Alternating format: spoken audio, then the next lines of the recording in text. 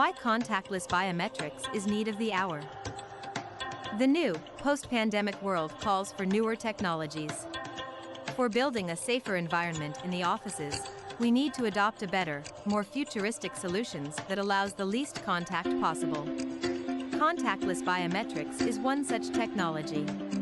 Contactless biometrics can be further classified into different categories like Number 1, face recognition. In this method, the technology measures the face and head and authenticates the user if the biometrics match those in the system's database. Number 2, iris recognition. It recognizes people based on patterns found in the ring-shaped region surrounding the pupil of their eyes. Number 3, proximity cards. A proximity card is a contactless card that can be read without inserting it into a card reader. You can just tap it slightly on the reader or hold the card in front of it. Adopting this technology shift in our everyday life will give birth to a new era. It will provide a safer environment where unnecessary physical contact at unknown surfaces would be avoided.